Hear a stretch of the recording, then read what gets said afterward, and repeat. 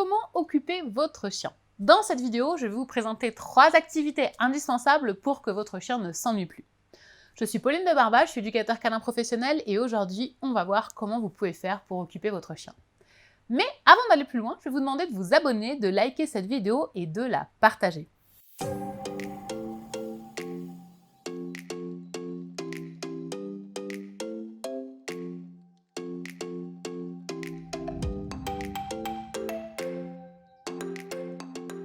Il faut savoir que l'ennui, c'est le pire ennemi du chien. Un chien qui s'ennuie, c'est un chien qui risque de faire des bêtises.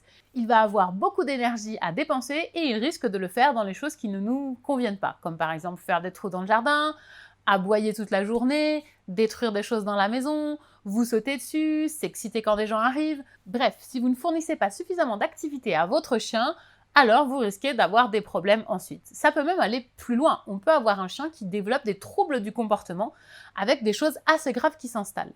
Ça fait vraiment partie du bien-être du chien et de ses besoins naturels que de faire suffisamment d'activités.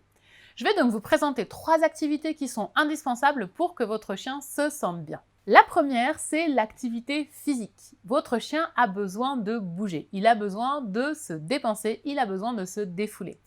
Vous devez promener votre chien très régulièrement, que ce soit en laisse ou encore mieux en liberté, mais vous pouvez aussi par exemple l'emmener courir avec vous, faire du canicross, faire du vélo ou jouer avec lui.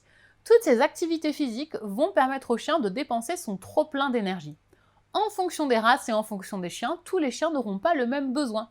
Si votre chien est particulièrement actif, il faudra lui fournir plus d'activité.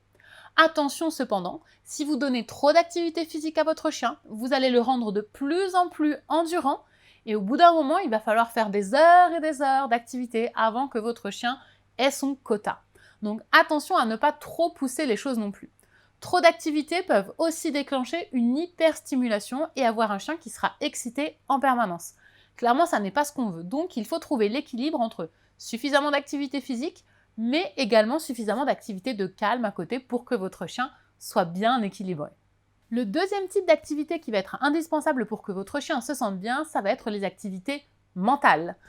Votre chien a besoin d'utiliser son cerveau, il a besoin de réfléchir. Les chiens adorent apprendre, les chiens adorent comprendre. À vous de lui proposer des activités qui vont lui permettre de faire cela. Ça peut être de l'apprentissage, par exemple lui apprendre des tours, donner la patte, le slalom entre vos jambes, mais ça peut être aussi des disciplines sportives comme l'agility ou le frisbee, ou encore des jeux de réflexion dans lesquels votre chien va devoir comprendre le mécanisme d'un objet et réussir à obtenir la friandise qui est contenue dans cet objet.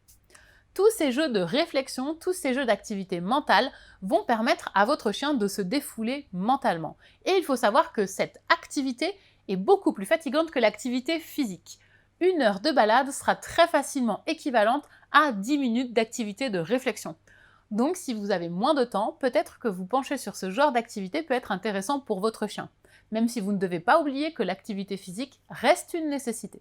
Le troisième type d'activité que vous devez proposer à votre chien, ce sont les activités olfactives et masticatoires.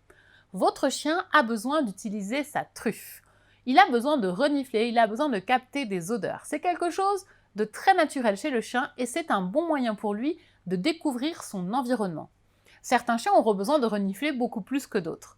En balade, il est important que vous laissiez votre chien explorer les odeurs, que vous le laissiez découvrir ce qu'il y a dans l'environnement et peut-être, pourquoi pas, marquer son territoire de temps en temps par-dessus les odeurs qui seront présentes. Vous pouvez aussi proposer à votre chien des activités autour de l'olfaction. Par exemple, le pistage ou le mind trailing sont des disciplines sportives dans lesquelles le chien va devoir utiliser son odorat pour retrouver un objet ou une personne. On peut aussi utiliser le tapis de fouille qui va permettre au chien de renifler, de chercher des friandises et du coup d'utiliser son odorat. C'est très pratique surtout si vous n'avez pas de jardin ou d'extérieur à disposition. Si vous ne savez pas ce que c'est qu'un tapis de fouille, allez voir cette vidéo dans laquelle je vous explique ce que c'est et surtout comment bien s'en servir. Il y a également donc les activités masticatoires, le fait de donner aux chiens des choses à ronger. Le besoin de mâcher, c'est quelque chose de très important chez les chiens.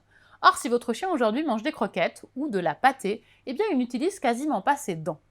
Pour pouvoir lui permettre d'utiliser ses dents, il va lui falloir lui donner des choses qui sont adaptées. On évitera les bâtons qui peuvent être assez dangereux si le chien a des petits morceaux qui viennent se planter dans sa bouche, ou certains jouets qui risquent de faire des petits morceaux qui ne devraient pas être ingérés par votre chien.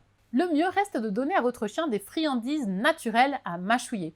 Il en existe des dizaines de sortes qui peuvent durer extrêmement longtemps en fonction de leur dureté. Si vous ne savez pas quoi donner comme friandise à mâchouiller à votre chien, eh bien vous pouvez aller voir cette vidéo, dans laquelle je vous explique comment choisir la friandise adaptée à votre chien. Si vous fournissez régulièrement à votre chien ces 3 types d'activités, vous allez voir que votre chien sera beaucoup plus calme, beaucoup plus détendu, beaucoup plus attentif dans la vie de tous les jours.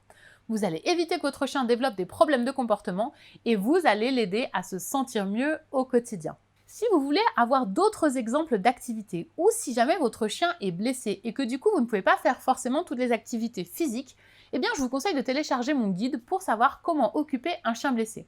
Dedans, je vous donne plein d'exemples d'autres activités que vous pouvez faire avec votre chien et elles sont aussi adaptées aux chiens qui ne peuvent pas bouger ou courir. Vous retrouverez le guide dans la description de cette vidéo, il vous suffit de cliquer sur le lien pour le télécharger et découvrir tout ce que j'ai préparé pour votre chien. J'espère que cette vidéo vous a plu et qu'elle vous a permis de savoir comment occuper votre chien. Si c'est le cas, n'hésitez pas à la liker et à la partager. Dites-moi en commentaire quelle est l'activité préférée de votre chien et abonnez-vous pour ne pas rater toutes les prochaines vidéos. C'était Pauline de Barba de Déclic et des chiens. Je vous dis à très bientôt pour parler chiens.